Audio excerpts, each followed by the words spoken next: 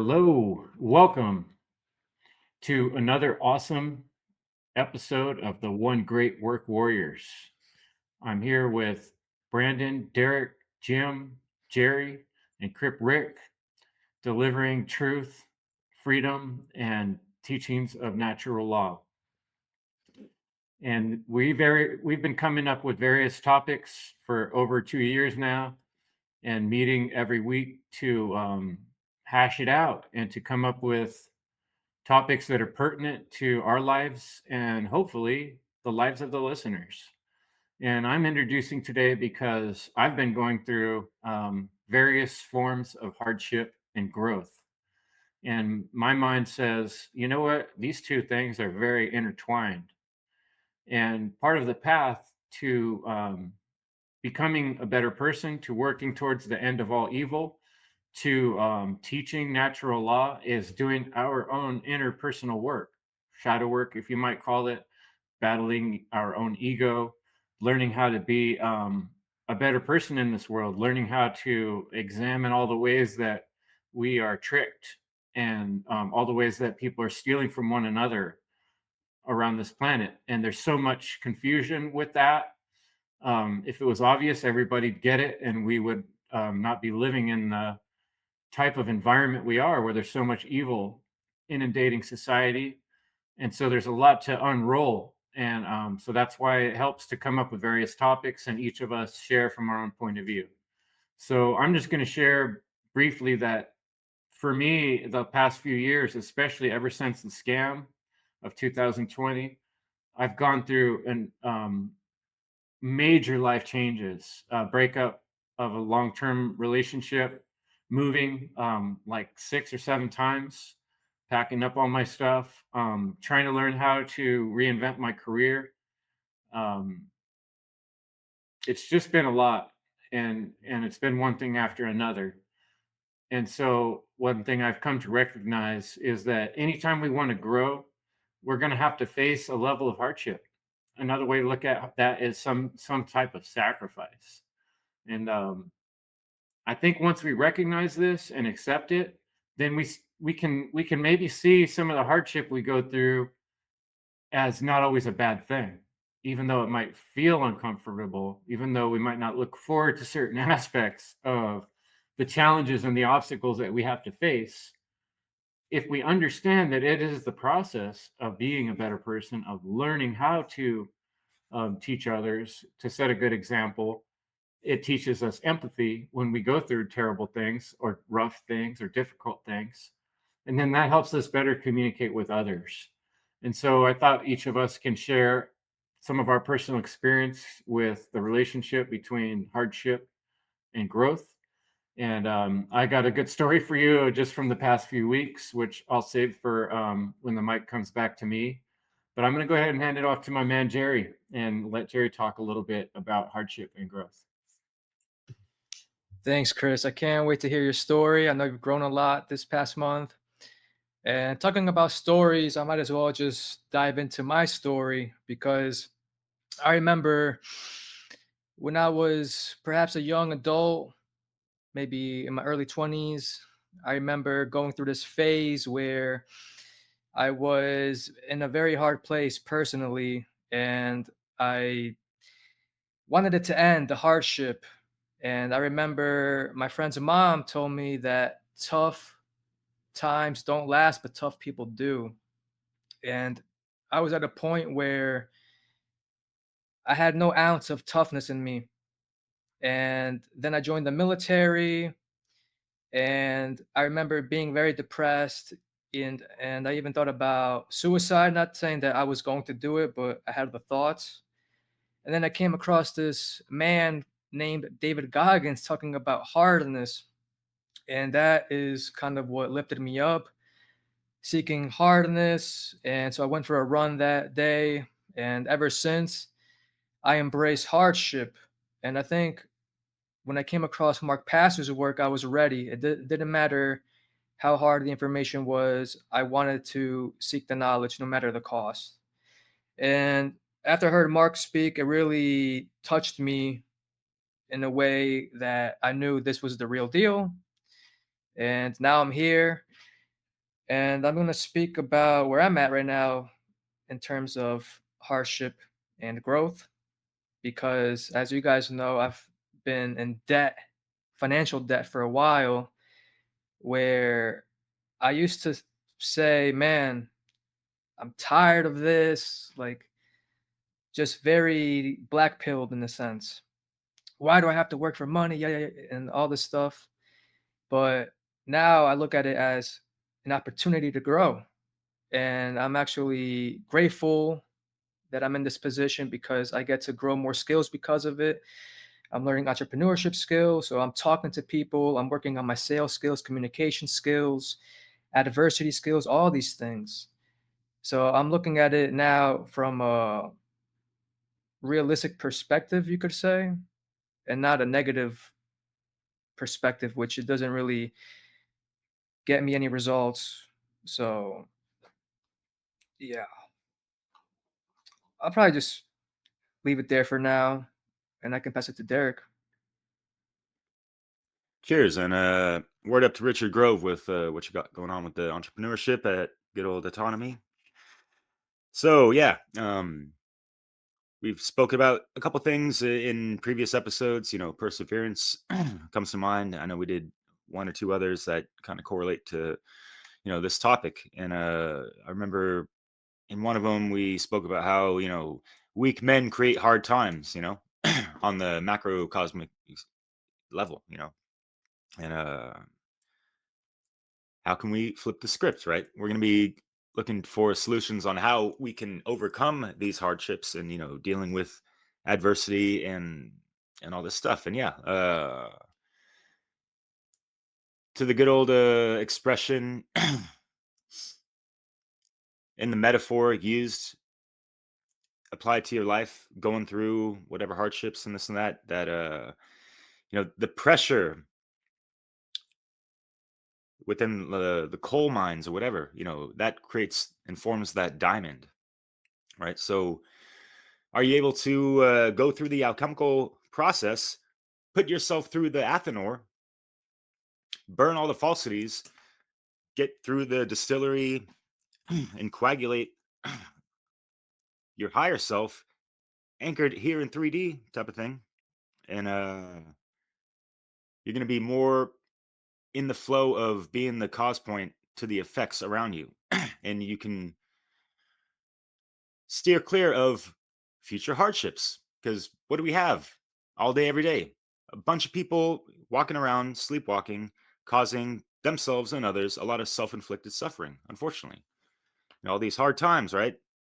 But no, people are bragging about, oh, well, like, I work hard, play hard. Yeah, I bet you sleep hard. Do you eat hard too? Do you heal hard? Are you going hardcore into the shadow work, in the inner work, and looking at yourself hard in the mirror? Like hard to the core. What else is in store? So, if you haven't noticed, and I've noticed this within myself as well, we tend to sometimes make it harder for ourselves than it actually need be, right? So, how can we, sometimes we have these impulsive reactions and this and that. We don't take the time to breathe, assess, and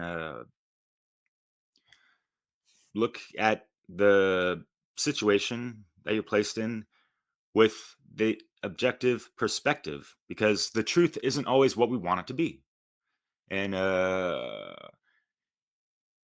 it's going to be more detrimental if we kind of ignore it, faint away from it, and all these things. We have to look to the causal factors of why the times that are hard and not easy per se, or more just in the free flow of universal law and how we navigate this reality by being aligned to it, right?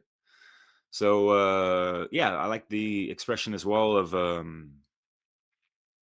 nose to the grindstone. Like any any tool in the forgery, right?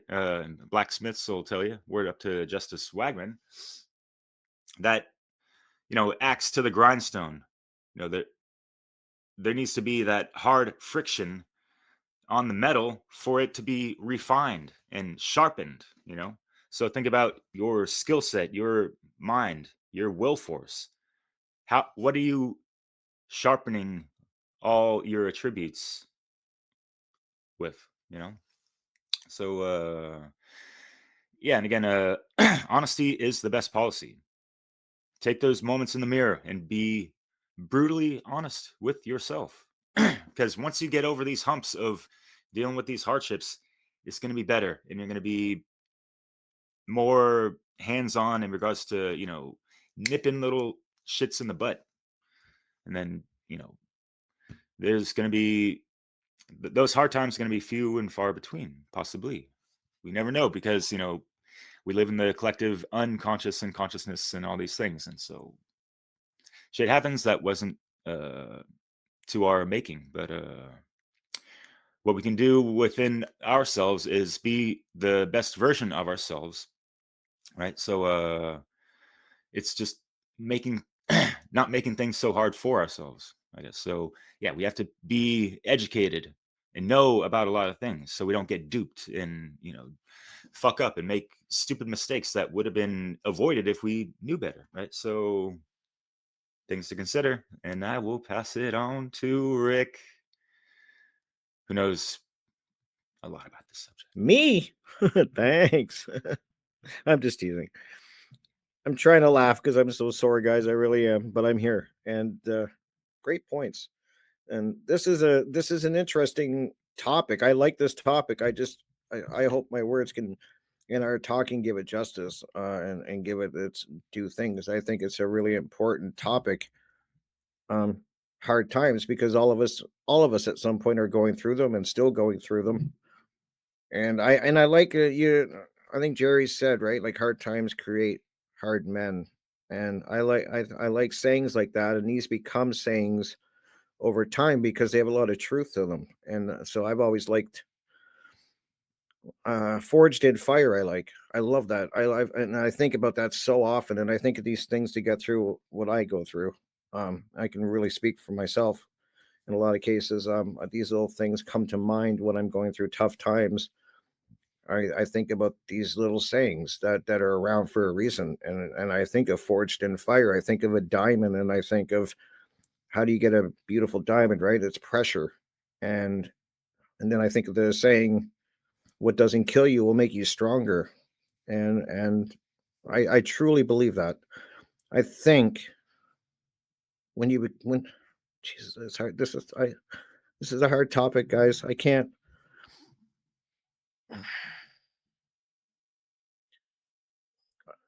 When life hits you in whatever way, and that can then could come in so many different ways, as I just said. I think I you either stand it to it, you stand up against it, and you either grow from it and you become stronger, or it kills you. I mean, and you see that you either God, I can't think of the words.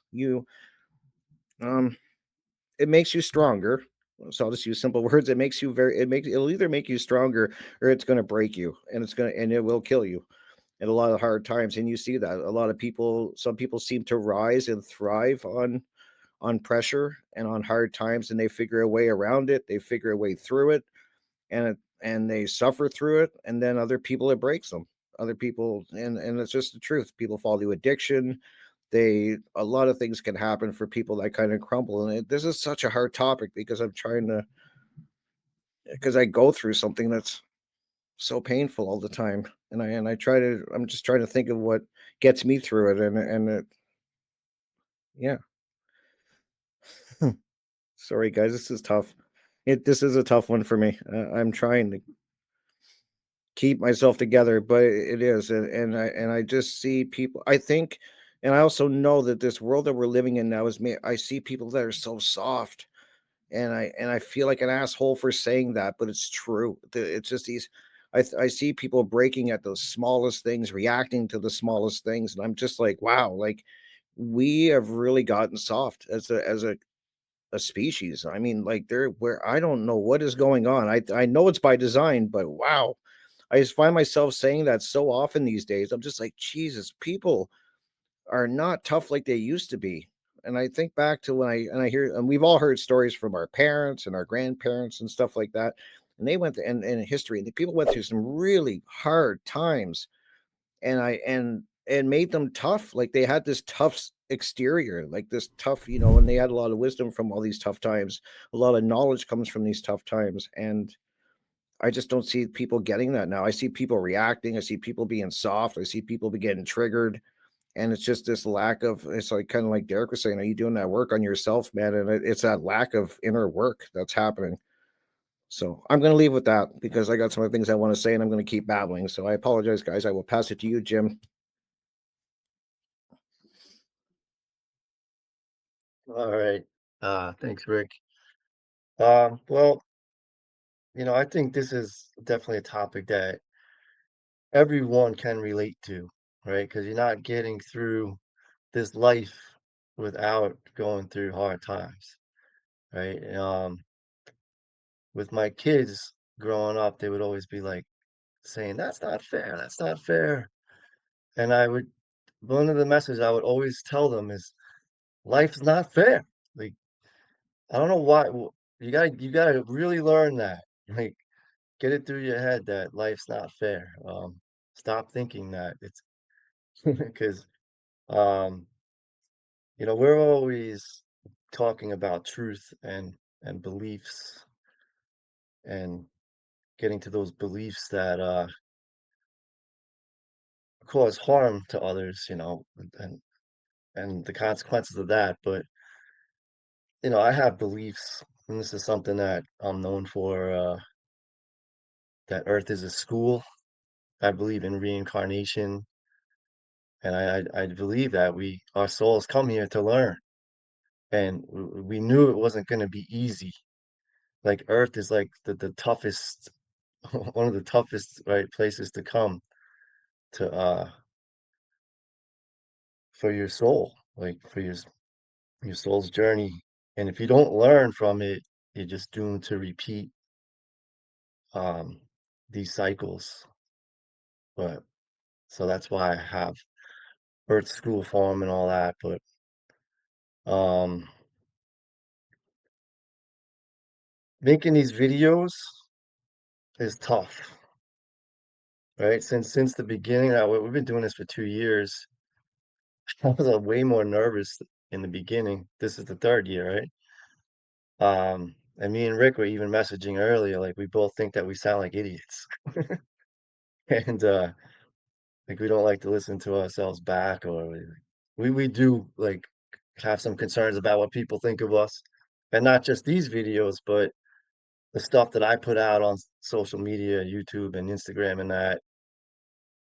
I'm like, yeah, the stuff I'm saying is people, I know they don't want to hear it. They hate to hear it. It's not easy to do it, and we're all doing that. And I'd say we're getting better. And I have to give ourselves credit for continuing to do it, to persevering, um, because we care, right? And it's not easy to care. Um, so what else could I say? Just another thing that I've been through, just like Chris was saying, the same kind of hardships with getting divorced and a lot of work and financial troubles and all that. And Jerry mentioned before, I still have suicidal thoughts. Like I just think it'll be easier to not be alive. Like I would never. I don't think I have the balls to do it. But and I'm not. I haven't been that bad in a long time where I used to be back when I used to drink every day for 23 years. So, but see that I've learned a lot from where I was living in victimhood, and I learned to flip that, like, say, like, instead of saying, like, "Why is this happening to me?" It's just whatever's happening is just happening. It's not happening to me.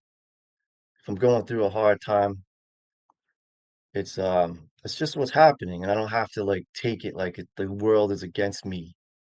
Um, and I can get through that, but I feel like I'm growing and learning the older I get. I like being older way better than being younger, man. You know, so there's been a lot of growth there, and the last thing I'll say is I know that I can do more now than I did when I was younger. When I was younger, I would say I can't do that, and now I stopped saying that. Like I stopped saying that I can't do that. It's like I'm just not like I'm just having trouble getting that done, or I just need to work harder, or I need to learn more. I can do it. Like I could do anything. It's just a matter of my state of mind, you know. So um, and then I don't know. This is probably the last thing I say is failure. I failed a lot in the last few years, and throughout it all, I fucking made my dream come true. And I didn't even I'm, like, sitting back here, and I don't even realize, like, I built this, created this food forest. It's almost, like, getting close to a half acre, and I remember driving around, like, looking for lands, like, "How the hell am I gonna do this? How am I gonna do this?" And now here I am, like, whatever, 8, 9 years later, and I did it, and everything that happened in between, in the middle of that, and I'm like, "Holy shit, I did that." And I don't even know how, but I just fought through it, and so it's interesting how your dreams can come true and you may not even realize it at the end. So Brandon's up. Thank you. Um, Rick had mentioned how people nowadays are soft, and one of the things I've recognized, especially with kids, is the lack of going outside, and the lack you know, of exploring, like riding bikes and going out and interacting, with nature and other kids. Because when I was younger, I would always ride my bike, like we stay out all day. You'd be riding your bike all across the neighborhood, visiting. And what this will help you do is there was a lot of struggles if you had a bike. You would fall down, scrape your knee, chain would come off, you'd be sweaty. But these were things like as a child, you just dealt with. But if you've never, went outside and like, got into a tussle or like got into, an altercation with another child, or, like you never got, dirt on your knee, or, scraped your elbow, then sadly, you're probably going to be one of those kids, who grew up without that kind of, boundary, learning process. So when it comes to hardship and growth, I think one of the best lessons, as kids and as children, is going out and interacting, like with nature and interacting, with these tools so you can learn, of course, what boundaries are. And then too, learn how you can use these tools for you to grow yourself, because how riding that bike, that always kept you in shape. You never really got tired. You always had that energy. But when we are talking about these forms of hardship, again, like let's bring it more clear. So what does it mean, if something is a hardship? You talk about something that's difficult to endure, something that is like harsh, severe or rigorous. And then we also talking about growth. You're talking about something that gets bigger or something that flourishes. So in this form of hardship and growth, we're not talking, like a form of man's ignorance form of hardship. We're talking about difficulties that can come, in which there is access for potentiality of growth. And the reason why I brought up that story is because, man has always been telling stories. How nowadays we just tell stories in a more modernized version, behind the screen and a projector. But we always had the myths and the legends and the stories to teach us about the hero's journey, or, the journey of the son, or, the main character goes out on this adventure, this quest, because there's this challenge that is awaiting him or her. There is this adversity, usually within their own self, that they have to face. There are these challenges, or, like you have like the 12, 12 tribes of Hercules, or the 12 tribulation of Hercules, and how he has to overcome that. Then you also have the stories of like Prometheus, shielding the fire from the gods. And there's this like this overly hardship. There's this overly um extremely hard task that has to be done. And yet they still find the ways to do it, to conquer, to make it to the finish line. And in these myths, there was a lot of knowledge that can be gained, because in the story of the hero's journey, it was all about this form of transformation. And that's really what we're talking about when we're talking about this form of hardship and growth, is the internal transformation that comes along. And Derek had brought up the alchemical process, and this is what was being explained in a lot of those myths and a lot of those legends, where the main character would go out on this quest, either seeking knowledge, or seeking something that they are trying to attain. And at the start of this quest, at the start of this journey, the individual may have been ignorant. The individual may be in a state of duality. The individual may even be in a state of lies, because by way of doing this transformation, by way of going out on this journey, they can rediscover true moral principles and reawaken who they truly are. Then, therefore, having them return almost like a new individual. And that's the growth that comes along. And this is what those myths were always trying to encourage and inspire. So when we are talking about like all of these stories, the main point that we are trying to get across is the inner work that has to be done, as far as, the alchemical process, and learning how to deal with one's trauma, learning how to deal with one's ego, learning how to deal with those uncomfortabilities that you may not like, those things that you may not want to face, that adversity, that evil that lies within your own self, because it does lie within all of us. But in facing that and not running away from that, which is what they did in the hero's journey, is you have to face it. You have to conquer it. You can't run away from that. You have to shine light on it and bring it to that conscious awareness. So then, therefore, you can have that rebirth. You can go back home and live with your family, or whatever in those myths. And that's what we are talking about, because to do that, that required resilience. And I think this was one of the words that Rick was trying to use, because resilience just means to rebound, to recoil, to spring back, or to bounce back. So, something traumatic or something bad or something negative can happen to you, but how are you going to let that affect you? Are you going to bounce back, with courage, with care, with humility, with humility, with true potential, standing on true principles, with more philosophy? Or are you just going to let it, pull you down, and say, well, woe is me. What can I do? I'm a victim. I have no power. And that's what we're trying to get here, is in order to deal with these hardships, in order to grow from these hardships, is that does require power. So the individual has that potentiality. The individual has that potential.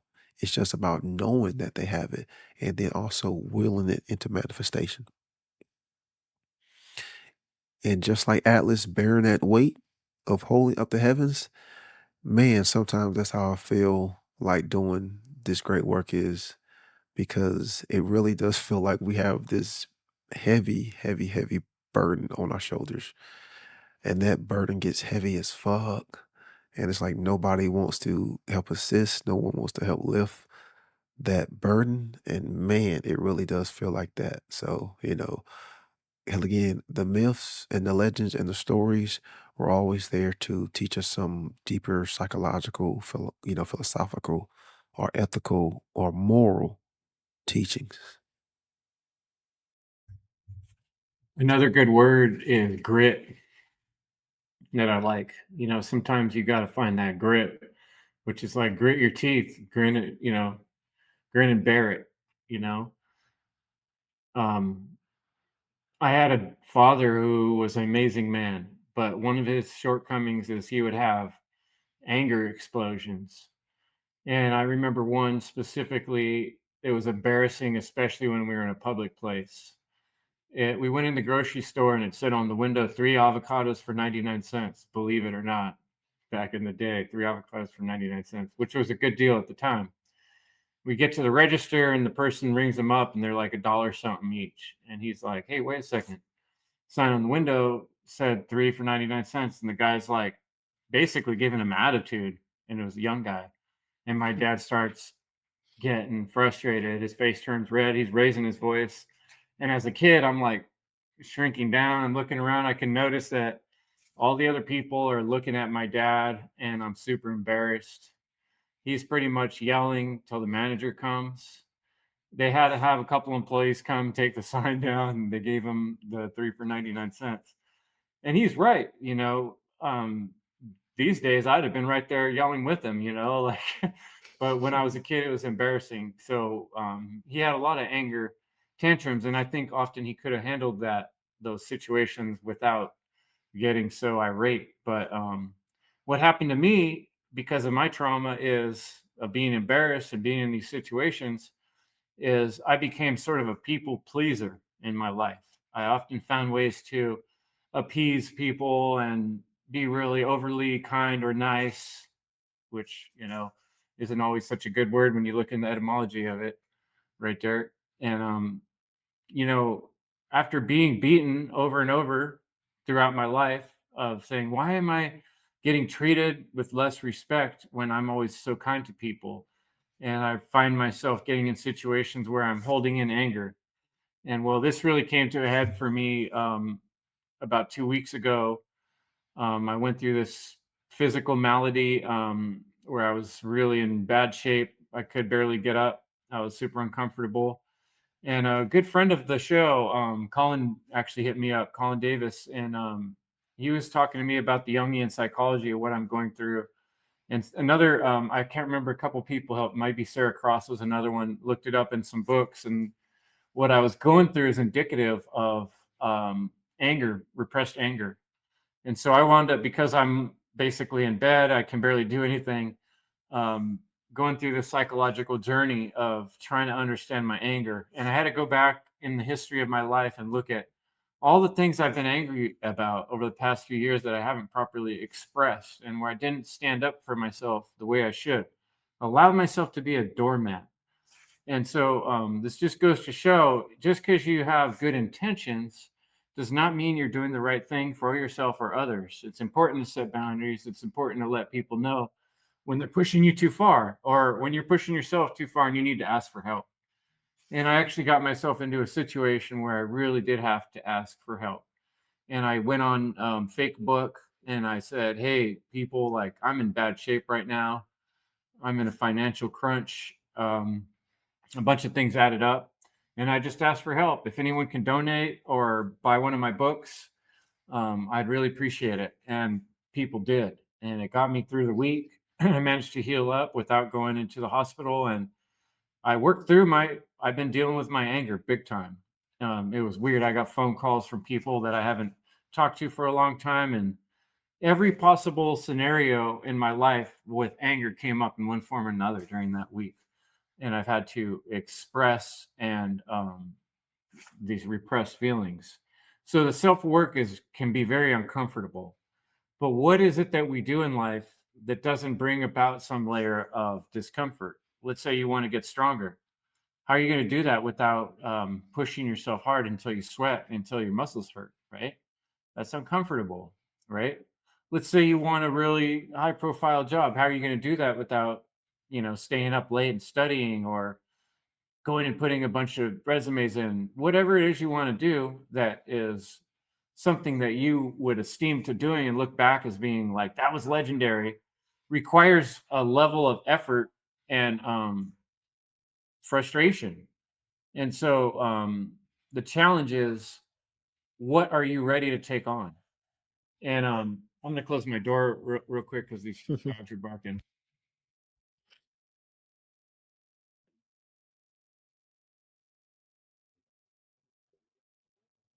Knock some stuff over in the process. That was fun. But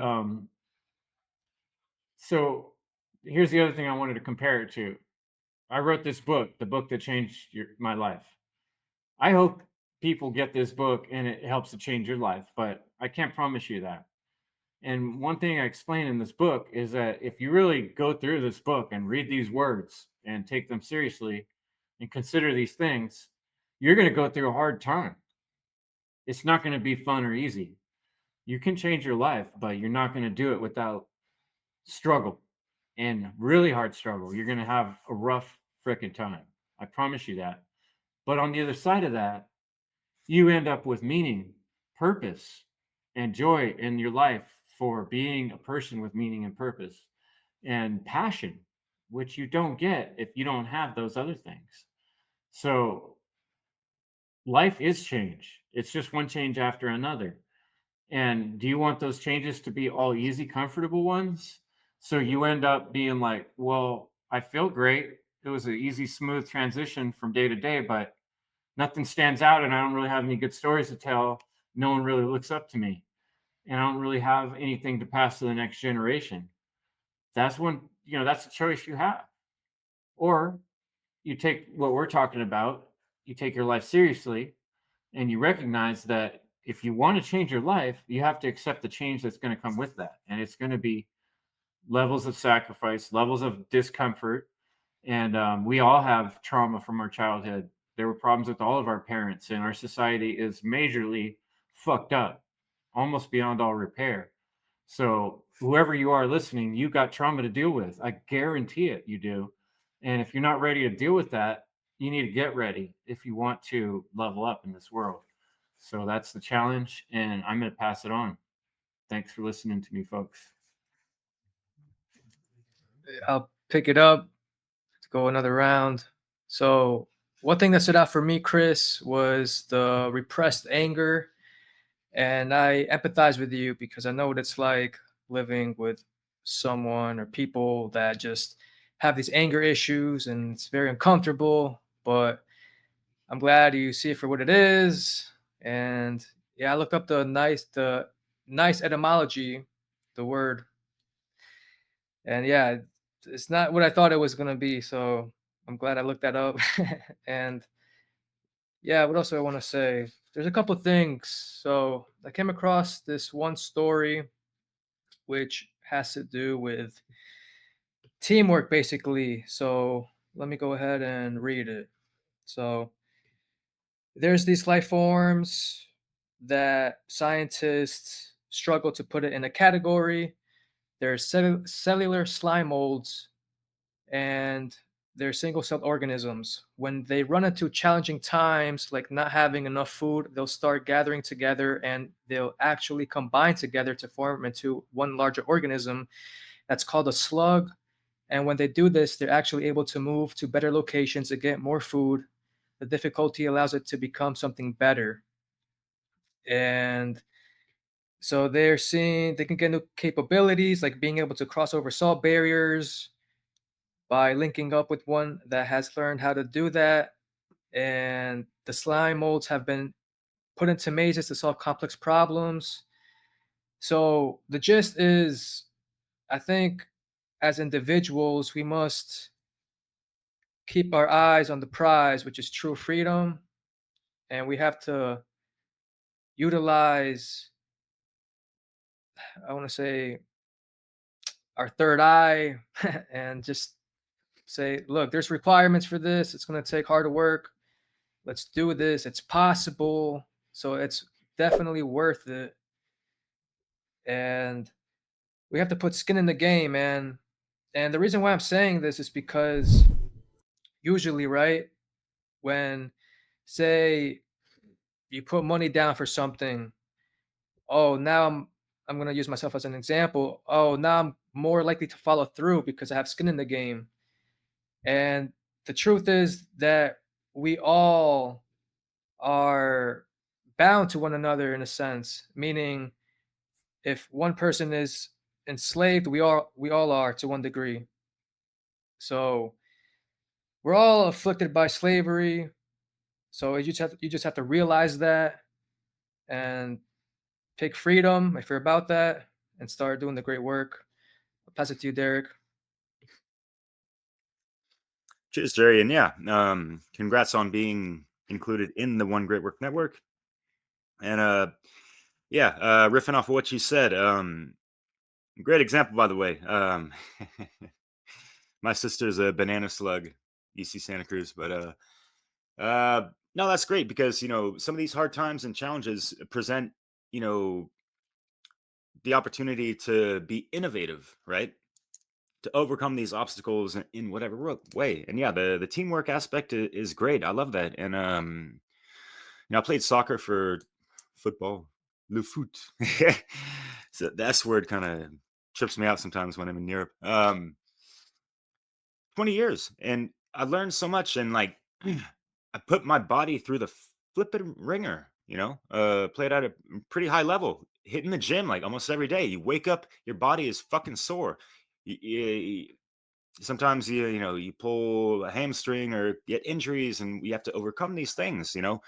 That's kind of a hardship, right? So yeah, the medicine is in the healing, having patience with yourself, and living holistically, having a proper positive attitude that, hey, this is a temporary situation. I got hurt. I'm gonna come back, and come back even stronger. You have time to reflect, and you could go like, okay, so how did I get hurt anyways? How can I prevent these things? And all these aspects that buzz around your mind when trying to figure out why. That 3-letter word is so important to figure out, right? But then go to the how, right? So yeah, we have to reconcile our fuck ups so we don't have them on repeat, playing out, and just continue to be a thorn in one side throughout their life, right? Things like that. And yeah, what y'all talked about with the Rick and Brandon with the victimhood, like the era of soft, easily offended fools and this and that. Yeah, they're so nice, right? Childish and foolish, etymologically speaking. And yeah, it's true that a lot of people don't have enough real life experience, and then they, kind of get flustered in the real world because they're used to this internet interaction and internet talk where they're not fucking held accountable, right? And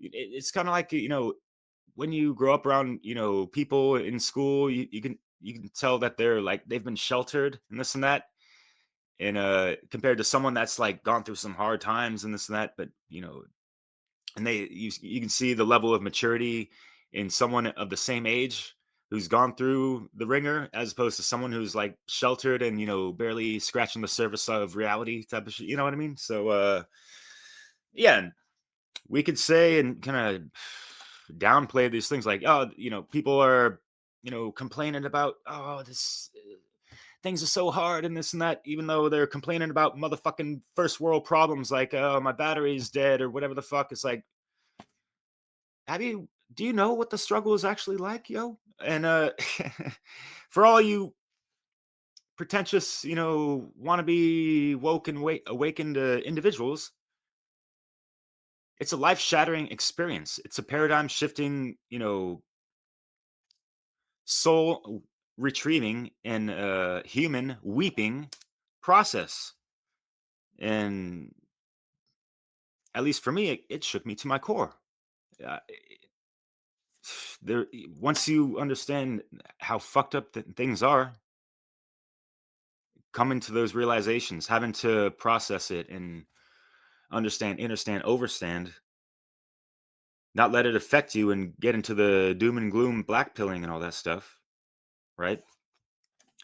It's hard to come to grips with that in and of itself. And then it's hard to kind of like pull yourself out of that, extract yourself from all the problems, so you're part of the equation of solutions, right?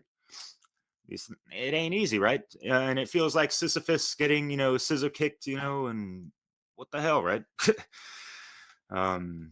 You have some good, better examples, Brandon, but yeah, just that.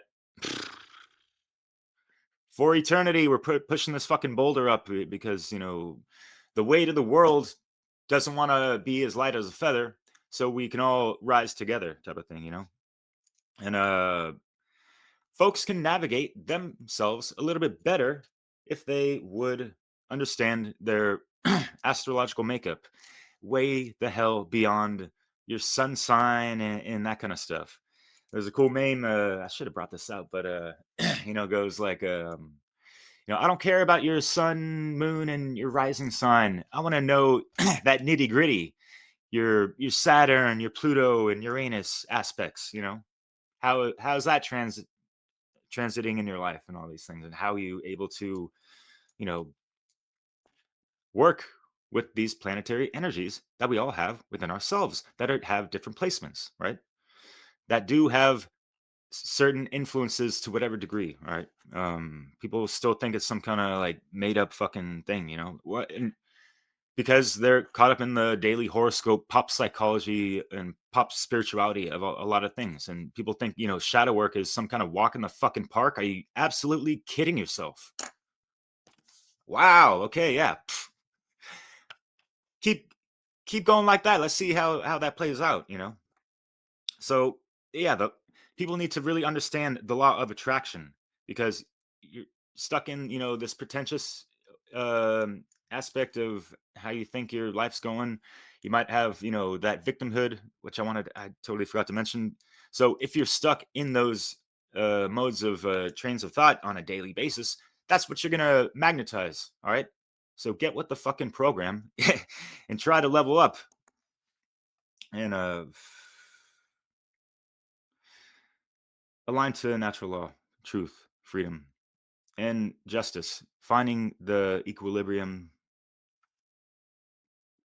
Take it to the scales. Seventh gate, Libra. So yeah, sometimes we have to fuck around and find out with how we experiment with the world and ourselves and this and that.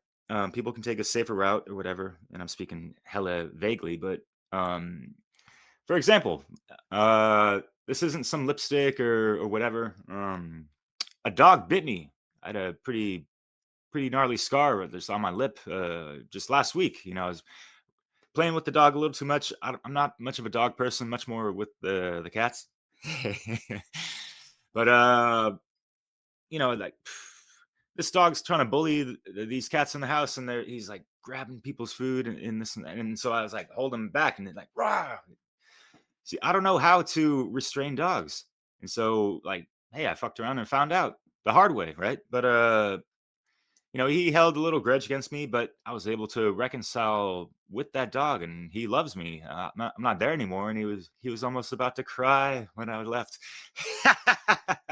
Not because I don't have another guy to bite again, but no, but you ever have a hard time or argument with someone, but you're able to make amends and reconcile it, and all of a sudden y'all become like pretty close friends and that kind of stuff. You see that the recoil, kind of like Brandon was talking about, so Yeah, that brings a whole new thing to bite your lip, right? yeah, and I'll keep my lip bitten on recent events and all that stuff, but I'll pass it off. Thank you. Good points, though, man. Bite your lip. I love it. And thank you, Brandon, for kind of filling in what I was trying to say, trying to get across. But you guys bring up great. I enjoy these conversations. They make me think about a lot of different things, and I like all of you guys' different aspects of it. It's really cool because I kind of come from a pain I'm so familiar with it, like a physical pain, that that's kind of where I'm at. But this growth thing that we talk about, and we kind of talked about that, Chris, in the meeting before this one. I was saying that I think I'm starting to learn, and I think I get this from talking to a lot of people. I interview a lot of people, and I kind of brought up to you guys that I think that one of the most important things that people for people I think what people don't realize is how much we bond over each other's traumas and hardships. I think that's really interesting, and I think that is what really is important for people. And it sounds kind of weird when you first say it, but I just this is from experience of talking with people so much, and I realized the people that I'm really close with and I've had great conversations with, we kind of bond over these traumas that we've been through, these hard times. We start talking about them and stuff like that. And I think that's what really bonds people together, as crazy as it sounds. And then what for me, the more you speak with people, you start becoming comfortable, and I think that it's really important too that you have people around you. At least it is for me. I can't. I'm so blessed to have a group of friends that are close to me and people that will listen to me. I think that's so hard when you're going through hard times, that you have this that so many people you can talk to and kind of and work things out and stuff. I think that's really important. And I don't even know if I would have said that maybe 10 years ago. I kind of dealt with things on my own, and kind of I think a lot of people look at reaching out for help or talking to people as a weakness kind of thing, and I realized it isn't if you have the right people around you to talk with and that. But I really think it's important to realize that, and then I'm talking about these traumas that I've talked with people and getting to know them, that you really starts to build your care and your love and stuff like that. So I don't know. I'm just trying to work it out. You're kind of seeing me work it out in real time here. I keep thinking about that, but there is really something, as I said, from me speaking with people, so many different people, it's we really kind of bond over these traumas and their hardships. And really, when you start really diving into it, you know what I mean, Chris? Like you kind of were speaking about that you were speaking with somebody, if you remember, uh, it's just interesting. Like I like to get your guys' thoughts on that. Am I totally off base when I think that? But I think there's something there. This bond that we have with these hardships, and I'll just wrap up with saying I hope people realize they can take probably way more than they realize. I think when you're in any type of hardship or trauma, you kind of think you're at your breaking point. And I just know for me, um, pain and hard times is definitely over the years very much humbled me, and and very quickly actually. And even when I'm going through the last few weeks with I'm having like I'm going through some stuff in the last few months, but in even last week or so, I've been going through physical pain with my leg, trying to heal it, and we're at the point where I can barely walk 5 feet without falling over. And you start when these things are taken away, it's when you start to really realize how much we take for granted. And but then I also have to realize that my hardships, there's still people out there are dealing with way worse. So that's something I've learned. I think we kind of think that we're, when you think about like it's, oh my God, I'm going through the worst thing ever. And it's not really, there's people dealing with worse. But yeah, I really enjoyed this conversation, guys. And I just want to let people know that, but hardships and pain you can grow from. Definitely. I was saying that when I first kind of spoke about it, that you're either gonna grow from it. It's gonna force you to either grow or break. I don't know any easier to say that and that simply, but I know it to be true. It's either you're gonna crumble under the weight of it, or you're gonna figure it out and do the work that we keep talking about, this work on yourself, which is so important. And I know I would rather speak to people that have been through hardships and have been through some traumas, because I think I know from talking to these people, they got some real character, they've got some life lessons, they got usually have a wisdom about them. I'd much rather speak to somebody like that than somebody who's kind of had an easy go and kind of like not really had really hardships. I think there's something to be said for that. So I don't know. I just end with that. I just wanted to kind of bring that up, but I'd love to hear your thoughts. I'm really curious what people think about this bonding over trauma. I think it's really important, and there's something to it. So I'll leave with that. Whatever you think, Chris, or anyone who wants to add to that.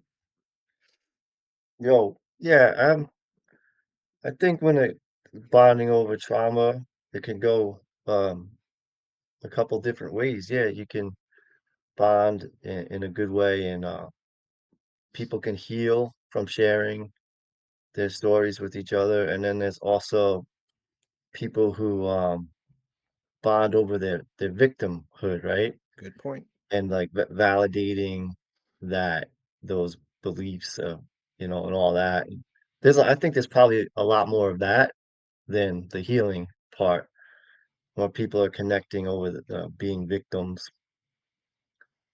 Um, but I just thought I'd take it to this thing that's been bothering me my whole life, really, but comes up always again from time to time about Christianity, um, especially since the the shooting of Charlie Kirk and all the Christians in an uproar. And I remember as a kid, like asking my dad, it's like, you know, like, why don't the people be more like Jesus? And he said, like, that's too hard. Like, that's not easy. It's like people are too flawed or whatever. And it's like, so just forget about that, right? Like, I had to forget about that, but I never could. And it pretty much led to me being an atheist for the next 30 years. Well, not really until I s my late teens, I started to get into, like, not believing in God, and then 20 years of drinking until I got out of it. But anyway, um, what I see is, especially with the Charlie Kirk thing, is, it's just so much more of that. It's a whole bunch of, Christians not being like Christ, and that's, like, the hardest thing to do. It is, like, to be like, well, you got all these billions of believers, but they're not achievers, right? Like, doing that hard work, that shadow work to be like that. Like, think how much more awesome the world would be if those people started to be like Christ instead of, um, just going and listening to their preacher and then giving them some money. Like, that's so easy, and then say, "I have my faith. I have my faith, and, I believe in my faith." Like, what good is that gonna get you? Sitting around and waiting for the second coming, what could be easier than that, instead of being the second coming? So I go and, I'll make these videos and, like, talking to you about that. Nobody wants to hear that shit. Like, I feel like they think I'm crazy or I'm gonna get in trouble for saying it. I'm saying, like, that's, like, one of the greatest things you could do, and I have a lot of work to do in that regard too, like, but just to be, like, a moral teacher and, and know the difference truly between right and wrong, objectively, and for that, I feel like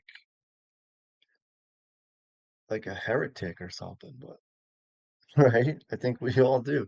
But imagine that. Imagine telling, Christians to be like Christ, and it's like, "What are you, a dick?" Like, it's that's what I feel like people, like, I don't know what if they have to question themselves critically like that. They have to ask that use that critical thinking to say, like, you know, "Who am I in are my thoughts, emotions, and actions anywhere near that?" It's a good place to start, and that's not easy. So, that's enough. That's always been that's what goes through my head all day long, for most of my life. I think it would help.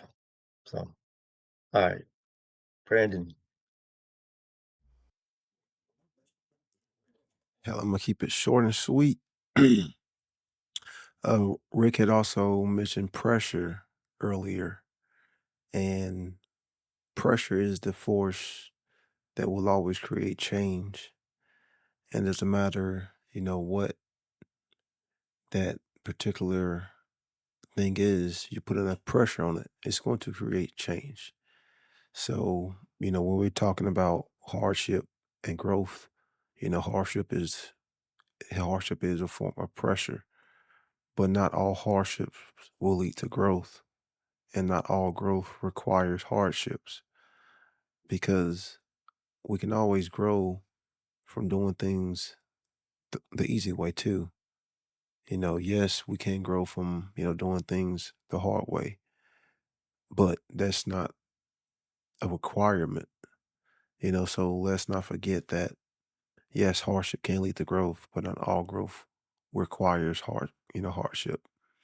And it's like the two ways of learning. You can learn that the stove is going to burn you by listening to someone else and hearing their words of wisdom, or you can be the experiencer and actually touch the stove and actually experience that hardship. And yes, you may grow afterwards, but you could have grown from not experiencing that and listen to those wise words of wisdom. So I'll leave it at that because you can see that humanity is going through a lot of hardship and there ain't no motherfucking growth. The only thing that's growing is more ignorance and more unconsciousness and sadly more evil. And ignorance, that is the etymological, basically, definition of nice, ignorant, not knowing, stupid, foolish. So don't be nice, study up, see what needs to be done, get it figured out. And I just also wanted to say thanks, guys, for coming tonight. I know several members of our group are going through hardship today, and it was a hard thing just making it through this episode for some of us, staying awake, dealing with pain, dealing with outside frustrations, but we keep showing up. So we're setting the example, and you guys can do it too. So that's what we're trying to encourage. We'll see you next time. This is One Great Work Warriors signing out. Thanks for coming, folks.